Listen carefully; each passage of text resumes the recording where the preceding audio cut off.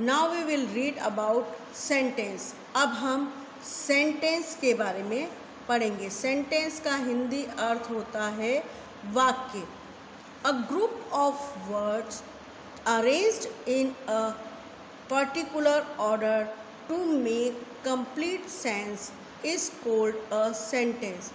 शब्दों का समूह जिसे कि एक विशेष क्रम में जमाया गया हो और जिसका कि अर्थ निकलता हो, वह वाक्य या सेंटेंस कहलाता है। A group of words arranged in a particular order to make complete sense called a sentence. सबसे पहले तो वाक्य क्या होता है? जैसे कि शब्दों में अक्षरों का समूह होता है, ऐसे ही वाक्य में शब्दों का समूह होता है जो कि एक विशेष क्रम में, पर्टिकुलर ऑर्डर में अरेंज किए हुए होने चाहिए और उसका एक मीनिंग निकलना चाहिए। जैसे कि हम एक सेंटेंस बताते हैं आपको, आई एम अ बॉय, तो हमने बोला ये सारे जो वर्ड्स हैं ये सभी एक पर्टिकुलर ऑर्डर में अरेंज किए गए हैं। अब मैं अगर बोलती हूँ आई बॉय एम ए, तो इसका कोई अर्थ नहीं निकलता है। जब मैंने बोला आई एम ए बॉय, तो उसका अर्थ निकल रहा है मैं एक लड़का हूँ। तो आपको समझ में आया होगा कि ग्रुप ऑफ वर्ड्स जो है वो पर्टिकुलर ऑर्डर में अरेंज किया जाना चाहिए जिससे कि उसका सही मीनिंग निकल सके। A sentence makes sense and is meaningful. वाक्य जो है वो अर्थपूर्ण होना चाहिए। जैसे यहाँ पर कुछ एग्जाम्पल और दिए गए हैं, she is a good girl. अब ये सारे जो वर्ड्स हैं ये एक पर्टिकुलर ऑर्डर में अरेंज किए गए हैं, इसलिए इस सेंटेंस का मीनिंग निकल रहा है कि वह एक अच्छी लड़की है। आई लव माई कंट्री, मैं मेरे देश से प्यार करता हूँ या करती हूँ। तो इस सेंटेंस में भी वर्ड्स को एक पर्टिकुलर ऑर्डर में अरेंज किया गया है। अगर हम इसे बोल दें आई कंट्री, माई लव, तो वो वर्ड्स तो होंगे लेकिन वो सेंटेंस नहीं होगा। तो सेंटेंस में हमें वर्ड्स को पर्टिकुलर ऑर्डर में अरेंज करना चाहिए सही तरीके से, जिससे कि उसका अर्थ निकल सके। वॉट एवर वी स्पीक और राइट इज़ कॉल्ड लैंग्वेज। जो कुछ भी हम लिखते हैं या बोलते हैं उसे हम लैंग्वेज, LANGUAGE, लैंग्वेज यानी भाषा कहते हैं। A language is a group of sentences. Language जो है ग्रुप ऑफ सेंटेंस से मिलकर बनती है। अगर हमें किसी से कोई बात कहनी है या लिखनी है तो हमें बहुत सारे वाक्य या सेंटेंस उसमें लिखने पड़ते हैं। अभी तक हमने जो भी पढ़ा, अल्फ़ाबेट, वर्ड, सेंटेंस और लैंग्वेज, उसको हम एक फ्लो चार्ट के से समझते हैं। देखिए, सबसे पहले अल्फ़ाबेट। अल्फ़ाबेट में लेटर्स होते हैं 26। अब 26 लेटर्स से मिलकर बनता है group of letters. Group of letters से मिलकर बनता है वर्ड। वर्ड में ग्रुप ऑफ लेटर्स होते हैं। अब उसके बाद आता है सेंटेंस, जिसमें होते हैं ग्रुप ऑफ वर्ड्स। बहुत सारे शब्दों को मिलाकर बनता है सेंटेंस। अब सेंटेंस के बाद आती है लैंग्वेज, ग्रुप ऑफ सेंटेंसेस, जिसमें कि बहुत सारे वाक्यों का समूह होता है। ग्रुप में समूह, तो ग्रुप ऑफ सेंटेंसेस से मिलकर बनता है लैंग्वेज यानी भाषा। Will read about parts of speech. अब हम पार्ट्स ऑफ स्पीच के बारे में पढ़ेंगे। In English language the words are classified into 8 categories. These categories are called parts of speech. अंग्रेजी भाषा में शब्दों को 8 श्रेणियों में वर्गीकृत किया गया है।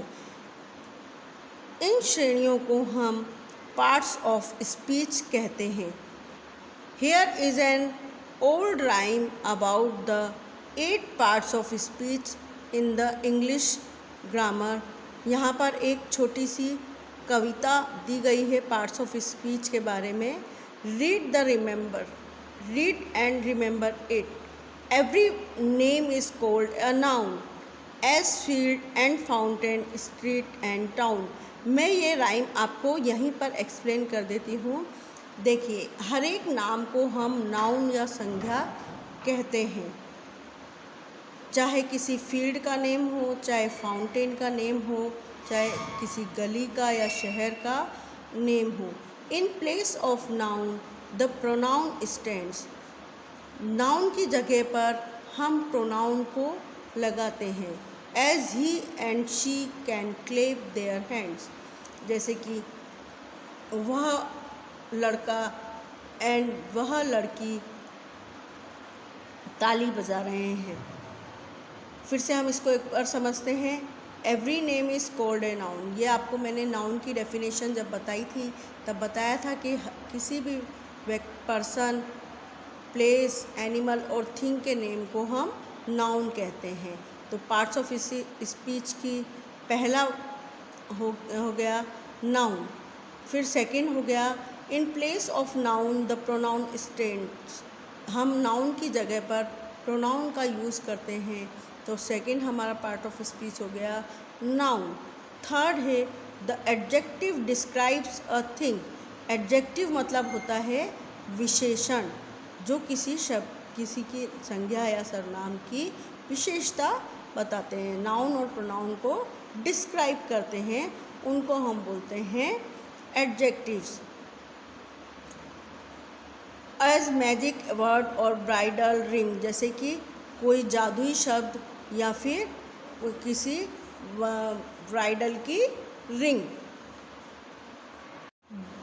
अब हमारा नेक्स्ट पार्ट ऑफ स्पीच है वर्ब। वर्ब मतलब होता है हिंदी में क्रिया।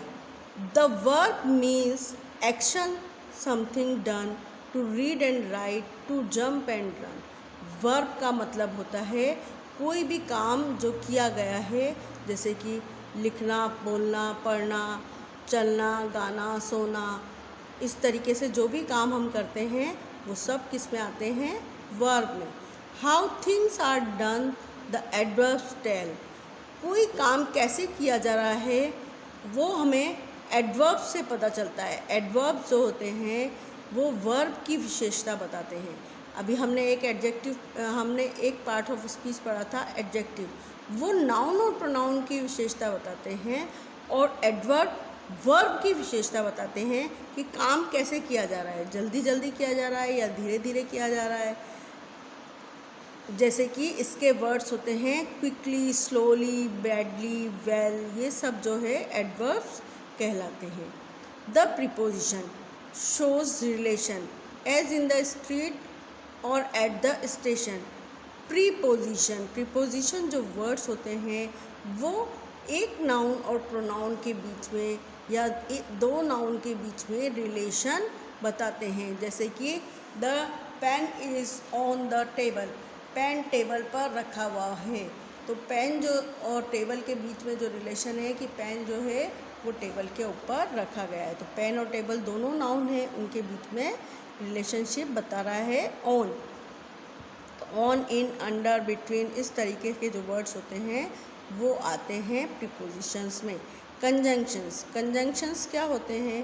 Conjunctions join in many ways, sentence, words और फ्रेज एंड फ्रेज। कंजंक्शंस जो है वो जोड़ने का काम करते हैं। दो वर्ड्स, दो सेंटेंस, इसको हम जोड़ने के लिए कंजंक्शंस का यूज़ करते हैं। अब नेक्स्ट पार्ट ऑफ स्पीच है interjection. The interjection cries out hard, I need an exclamation mark. Interjection जो वर्ड्स होते हैं वो हमारी फीलिंग्स को एक्सप्रेस करते हैं।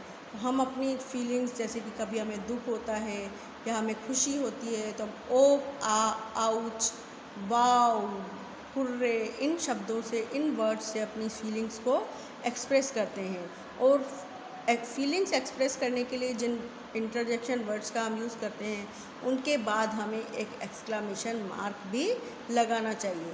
यहाँ पर हमने सिर्फ पार्ट्स ऑफ स्पीच के बारे में उनके नेम्स पढ़े हैं और थोड़ी सी इन्फॉर्मेशन आपको दी है।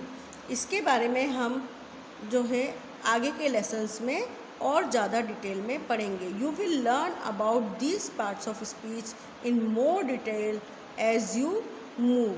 जब हम आगे के लेसन में बढ़ेंगे तब हम उसको और अच्छी तरह से पढ़ेंगे। Thank you.